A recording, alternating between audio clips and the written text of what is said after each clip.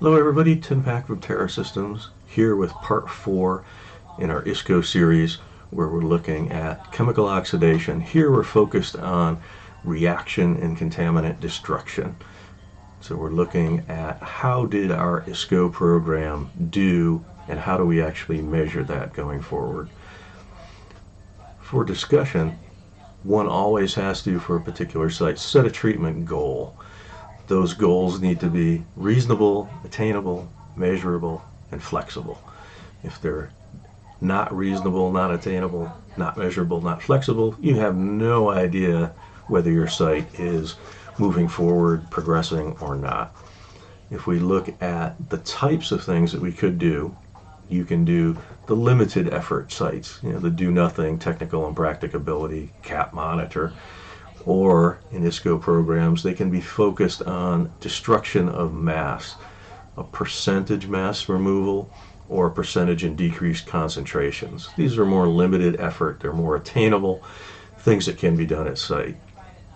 As you're looking to get additional closure treatment, either risk-based closure goals or negotiated endpoints, or you're looking to transition to long-term monitoring, you're focusing more effort on your ISCO program, typically through adaptive remediation. In other words, you're doing an injection, you're measuring how its success was, and you're providing additional treatment as needed. Or you're going to the field and you're changing your method as you're implementing it based upon the behavior of the site. And finally, a treatment goal can be the maximal effort, which is typically the regulatory defaults. Typically at a site, regulators will say, meet groundwater closure criteria, drinking water. In reality, this is a practically unattainable goal at most sites. However, it is often the regulatory default at sites. This is why Terra Systems is focused on a treatment train type approach. ISCO is not necessarily going to get you to groundwater closure goals if they're based on drinking water. It's simply a how can you get oxidant in contact with contaminants at the part per billion level effectively across heterogeneous material in the subsurface. It's very difficult. It can be done and has been done, but there are not a lot of examples of it. So you need to look at things such as treatment trains going forward or changing technologies. Why is all this important? Why do we need to set goals? Well, success looks different from different perspectives, and it is important to memorialize the how and where with which you're going to measure success going forward. If you're the client, the customer, or the attorney representing or their property owner, your idea of success is different from the public, the regulator, society, the supplier of the material, the consultants associated with working on it, or an external reviewer, a third-party reviewer. Again, you need to look at what is the ultimate goal of the program. Is it to get to drinking water? Is it to get to a percent decline? Is it to treat a specific area? Is it to facilitate treatment train implementation going forward, etc.? I put this on here. This is the 5 blind men describing an elephant, and you could look that up if you want a humorous story of, depending upon what you measure and how you measure, you get a very different picture of performance. The key, however, is you need to measure performance going forward on an ISCO site. How do you do that? You look at the baseline conditions for a site. Most typically, baseline conditions are evaluated with a limited data set. You do one round of sampling and that's your baseline. That in reality is not the case. When you've done quarterly sampling over time, you get a better indication of the real historical conditions. So understanding what your baseline conditions are prior to implementation of a program for remediation. During injection, you can measure things like flow, pressure, temperature, distribution, concentration, etc., and get an idea where how are these materials that you're injecting into the ground or placing into the ground behaving in the subsurface. How do you measure that? Well, physically, you can measure things such as the aqueous parameters, the geochemistry. pH, ORP, conductance, chloride, oxidant concentrations, metals, compare them to anticipated versus actual. You can measure the air, the headspace in wells as indicative of performance going forward. But particularly for ISCO, if you're talking about persulfate, you need to confirm that activation has been maintained. Otherwise, you can have persulfate in the ground in an unactivated state, and the reaction is going to be very, very slow.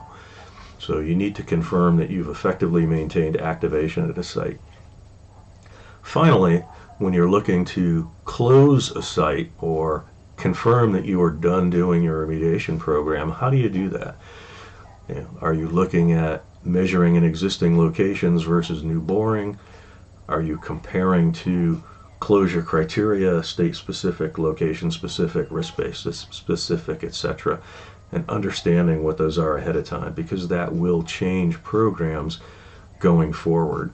Again, the treatment train type technologies fit well into this type of a program where you're changing going forward. How do you look at the data that you're collecting? Well, what we've shown here is you have an injection point, 2 injection points, and you have a down gradient monitoring point where you're looking to measure the effects of the injection that was done up gradient.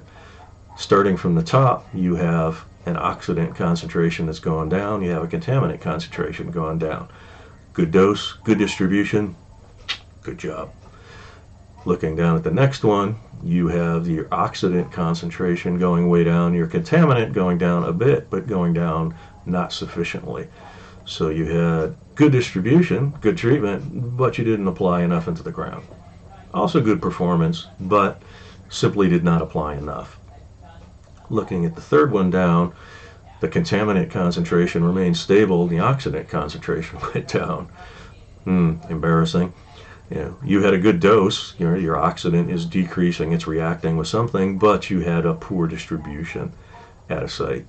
And finally, the one on the bottom, where we've shown the oxidant concentration has gone away very quickly, the contaminant concentration has gone away, and then is coming back, this being rebound.